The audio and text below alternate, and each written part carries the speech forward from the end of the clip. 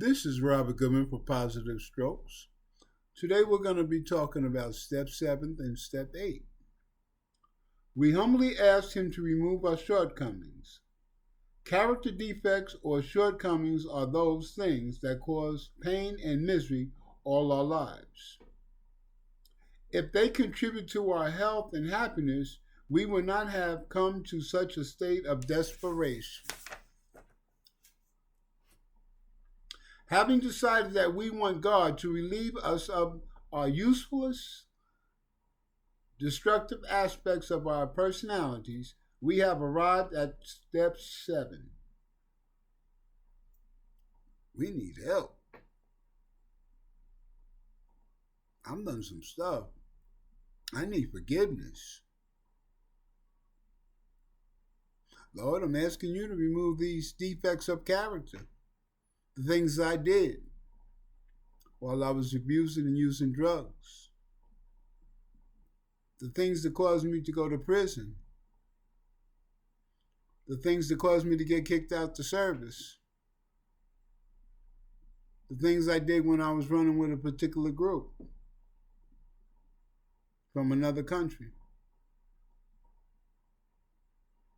to make money. Well, I did a lot. Robert, I don't like who you was.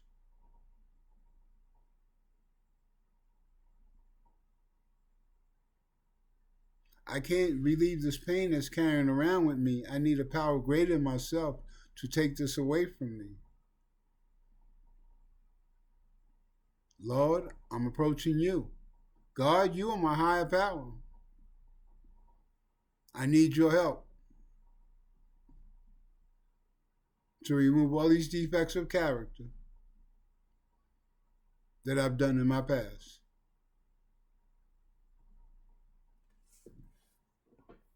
That's step 7. That is step 7. It also says that we got to be humble. Whoa.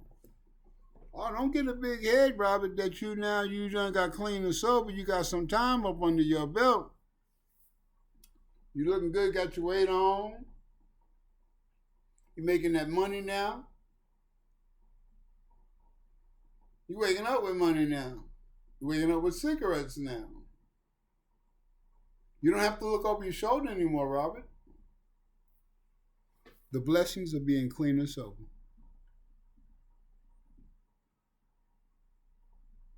But there's still work to be done on self. You see, when I made amends to the people that I've harmed, which is step 8, we humbly asked Him to remove our shortcomings. That was 7. 8, we made a list of all persons we have harmed and became willing to make amends to them all and become willing to make amends to them all. Oh, man, you mean to tell me all that money I took from them people, I gotta pay that back? Oh, man. How about when I took my boy's car and I wrecked it? Oh, man. How about when I went home and I took all my wife's money out of her purse? The money we was going to use to pay the rent. I got to pay that back. Yes, we got to pay everything back. Everything.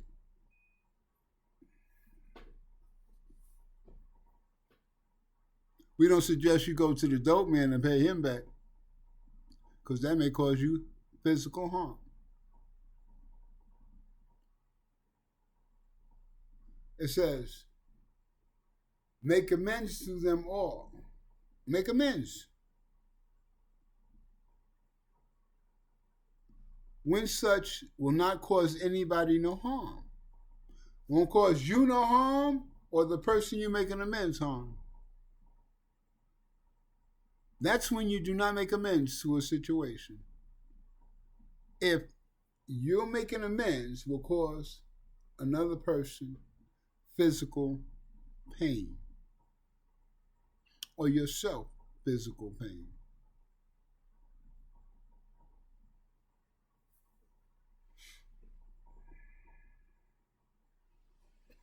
You know, when you start going through the list and you start making amends, some people will forgive you and write your debt off. They're happy that you're getting yourself together. They may not want to have nothing to do with you, but they're happy for you and they just want you just to leave them alone. Or you're going to have some people that's going to talk about you like a dog and throw everything up in your face and call you all kinds of names. But you got to stay humble because, see, you created the problem in the beginning. I know I created the problem when I had to make my amends. So I had to listen. I had to bite my tongue. I had to sit on my hands.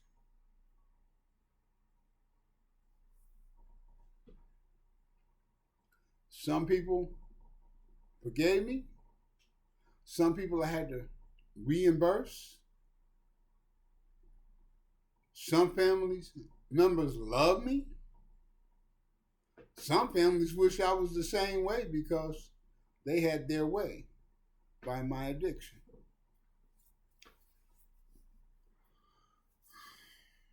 But I stayed humble because the more I found out that I was flawed, the more I found out all the mistakes that I've made kept me humble. Because I realized I was not better than anybody else. Some people have numerous amounts of money, and then they look at us, people that are struggling, they don't want to associate with us because we're not in their tax bracket. And you can't blame them. People that's in the 12-step program predominantly hang with 12 people in the 12-step program. Oh yeah, they may help with outside people, but most of their association is with the people in the 12-step program. It keeps them safe. People that have money associate with people in their circle. It makes them feel safe and they feel safe.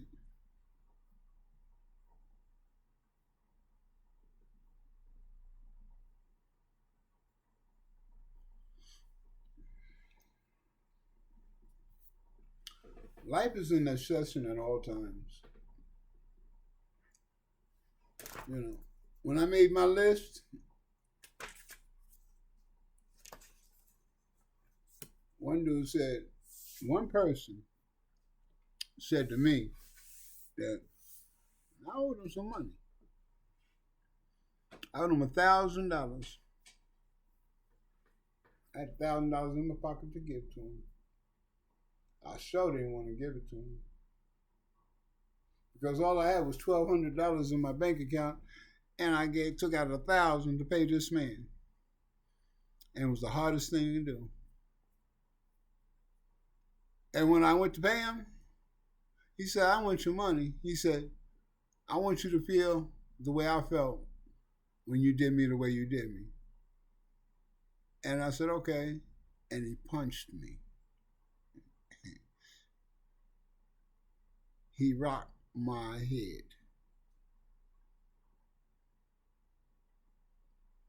He said, "We even." It was all a shock because I wasn't expecting him to hit me like that in my jaw. But he did.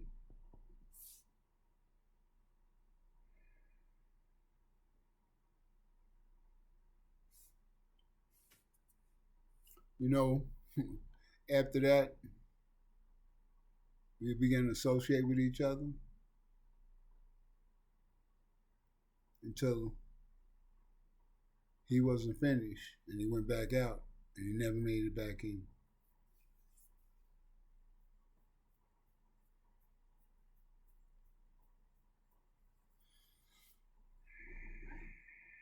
You know, as I sit around in the program of recovery, uh, I check out people that I know that are in recovery. I see some fall, some get up.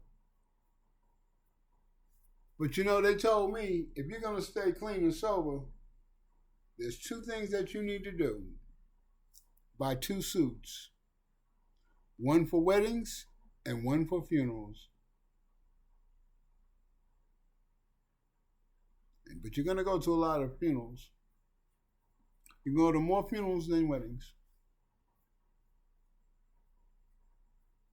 That's how serious this addiction problem is.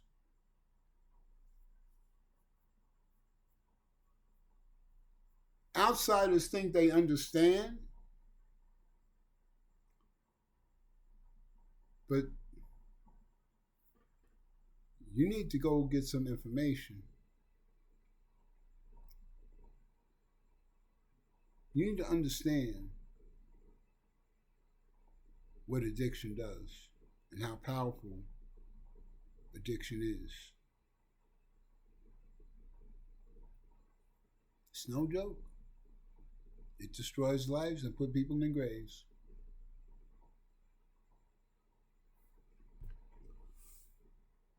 Like I shared on the video that I'm seeing a lot of young people smoking that tinfoil, that fentanyl on that tinfoil, and it hurts my heart.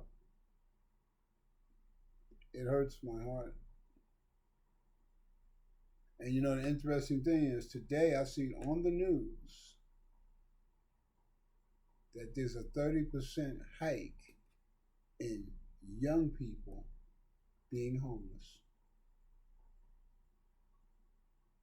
And now they have program where they can finish high school and have a place to live.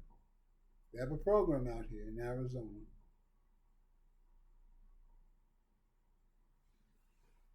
I'm 64 years old and I never thought I would see something like that in my lifetime, but I have.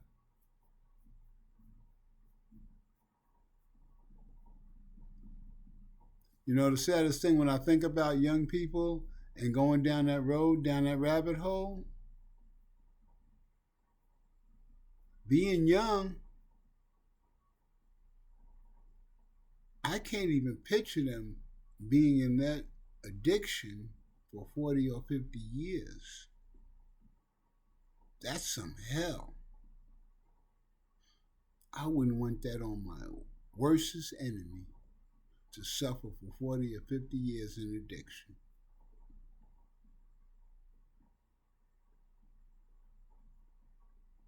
We need to help.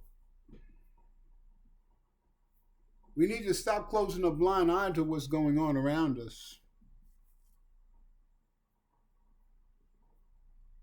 We need to do something. Help.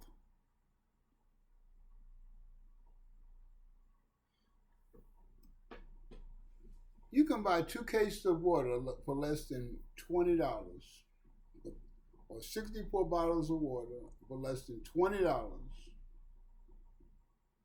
You could put them in your freezer and freeze them. Then you could put them in your car and you can go out and hand out 64 bottles of water to people that are homeless, that are doing bad. That helps. And it don't cost that much. It just costs basically time and effort. Help. Help with the little things. You see a person starving.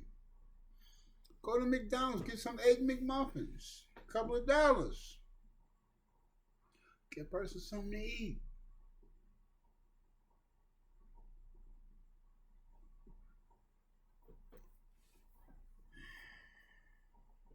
There's a lot of people out there suffering.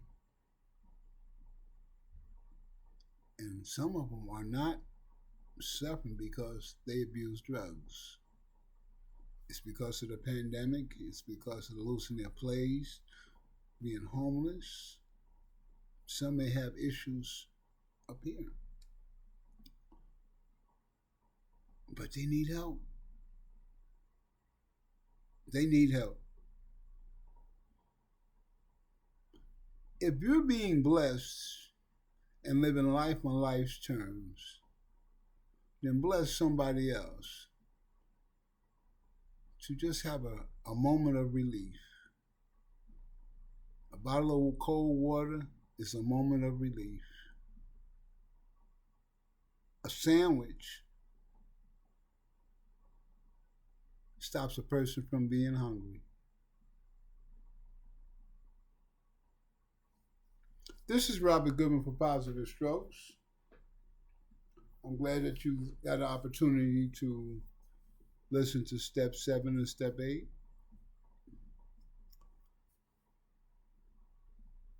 Once you complete all 11 steps, it says, the 12th step says, after having a spiritual awakening as a result of these steps, we try to carry this message to addicts and practice these principles in all our affairs. So after we complete these, it makes us want to help others. And to practice these principles in all our affairs. That means I have to take a daily inventory of myself, of my actions.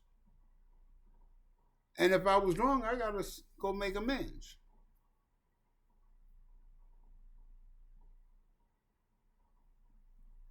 In the program of recovery, we must hold ourselves accountable at all times if we want to stay clean and sober, or we want to stay on top of our game.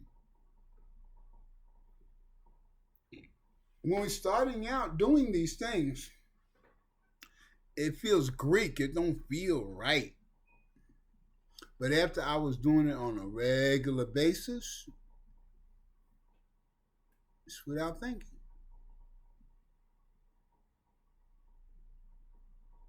Without thinking. This is Robert Goodman for Positive Strokes. I'm glad you got a chance to check out my video. Subscribe. Send me an email. It's all information there. Express how you feel. Let me know. We'll talk about it. I'll email you back.